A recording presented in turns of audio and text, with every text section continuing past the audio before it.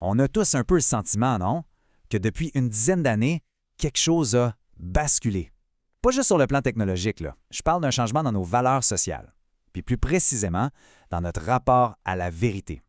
Puis cette question-là, je l'ai posée il n'y a pas si longtemps dans une situation, mettons, assez tendue. J'étais tellement sidéré, en colère, que c'est sorti tout seul. Je m'attendais à tout, là. Une justification, des excuses, n'importe quoi en fait.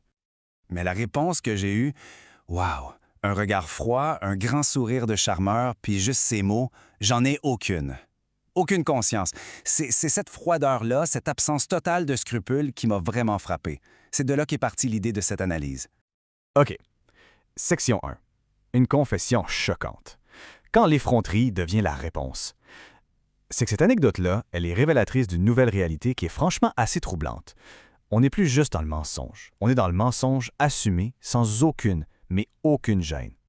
Il faut bien comprendre que cette histoire, ce n'est pas juste une anecdote personnelle, là.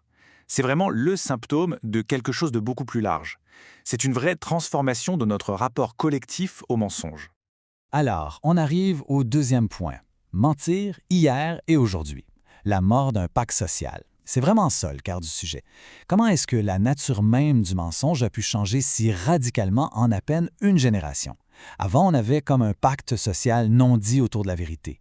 Et ce pacte-là, aujourd'hui, il a l'air complètement brisé. Regardez le contraste, c'est frappant. Hier, mentir, ça créait un malaise, une sorte de conflit intérieur. Le corps trahissait la personne, le regard devenait fuyant. Mais aujourd'hui, on fait face à des gens qui peuvent mentir droit dans les yeux, même quand ils savent qu'on sait la vérité, puis ça ne leur fait rien. Absolument rien. Le mensonge, c'est devenu un simple outil assumé. Et c'est ça le point le plus important.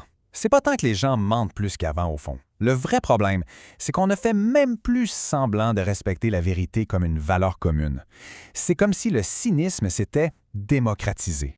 Bon, troisième section, la nouvelle norme, l'artifice, ou quand le mensonge devient une esthétique. Parce que ça va plus loin que les mots maintenant. Le mensonge, c'est devenu un style, une façon de vivre. On baigne littéralement dans un monde d'artifice. Et les exemples sont partout, on le sait bien. Les filtres sur les réseaux sociaux qui sont tellement réalistes que c'en est troublant, les vies parfaites qu'on met en scène, les corps retouchés, les visages lissés, même les jeunes qui se créent des personnages d'adultes très maquillés en ligne. Le plus fou dans tout ça, c'est que collectivement, on sait que c'est faux, mais on continue de jouer le jeu. L'artifice est devenu la norme sociale. C'est même célébré. C'est comme si plus on est dans l'artifice, plus on existe aux yeux du système. Et ça, c'est une nuance qui est vraiment essentielle. Avant, on cherchait à cacher une imperfection, à camoufler quelque chose. Aujourd'hui, c'est plus ça du tout. On ne cache plus, on simule. On simule carrément ce qui n'existe pas. On fabrique du désirable à partir de rien. Quatrième point, bienvenue dans la post-vérité. C'est le temps de nommer notre nouvelle réalité. Parce que oui, ce phénomène-là, il a un nom. Et plusieurs penseurs en parlent depuis un moment. On serait entré dans l'ère de la post-vérité. Et attention, là, quand on parle de post-vérité, on ne parle pas juste de fake news ou de manipulation dans les médias. Non, c'est beaucoup plus profond que ça. C'est une transformation sociale où les faits, les vrais faits objectifs, ils comptent beaucoup moins que les émotions, le ressenti ou les convictions personnelles. Le mécanisme derrière ça est assez insidieux. C'est une sorte de détournement de notre cerveau, en fait. Pensez-y, une nouvelle choquante ou qui met en colère apparaît. Ça capte toute notre attention. Et là, notre capacité à analyser rationnellement, pouf, elle est court-circuitée. L'émotion prend toute la place.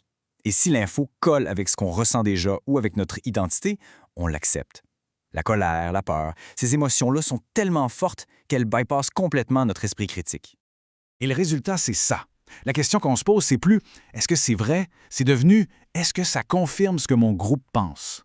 On valide une information non pas parce qu'elle est factuelle, mais parce qu'elle renforce notre sentiment d'appartenance, notre colère partagée. Une personnalité publique peut alors devenir une sorte de totem émotionnel. Et peu importe si ce qu'elle dit est objectivement faux. Cinquième et dernier point, le prix de la vérité. Une crise de la connaissance et de la responsabilité. Parce qu'il faut être clair, les conséquences de tout ça sont graves. On fait face à une crise fondamentale de notre façon de construire le savoir et de le partager. On parle ici d'une crise épistémologique majeure. C'est un mot compliqué pour dire que la façon même dont on construit, transmet et valide ce qu'on sait collectivement est en train de se briser. C'est un défi immense, pas juste pour nous, mais pour les générations qui suivent. C'est le monde qu'on leur laisse. Est-ce qu'on laisse le cynisme et l'illusion devenir la norme ou est-ce qu'on essaie de rebâtir une culture de lucidité? Alors, est-ce qu'il y a une solution? Un antidote? L'auteur Nassim Nicolas Taleb parle d'un concept intéressant. Avoir sa peau en jeu. C'est quoi ça? C'est l'idée qu'une société saine, c'est une société où les gens assument les conséquences de leurs paroles et de leurs actions, positives ou négatives, où on paye le prix de ce qu'on dit. Bref, une culture de la responsabilité. Et c'est là qu'on voit le problème, parce qu'en ce moment, c'est exactement le contraire qui se passe. Le mensonge circule sans aucun coût, sans aucune responsabilité. L'artifice est applaudi, le cynisme peut même être une stratégie gagnante. Quand il n'y a plus de conséquences, quand plus personne n'a sa peau en jeu, mentir, c'est plus une faute. Ça devient juste un outil comme un autre, normalisé.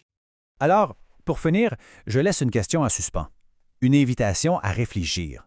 Dans ce grand carnaval de masques, dans cette mascarade collective, qu'est-ce qu'on peut encore créer de vraiment réel? L'avenir, il se joue peut-être là, dans ce choix qui est à la fois personnel et collectif. Soit on laisse l'artifice gagner, soit on décide de se battre pour rouvrir un espace pour le vrai, coûte que coûte.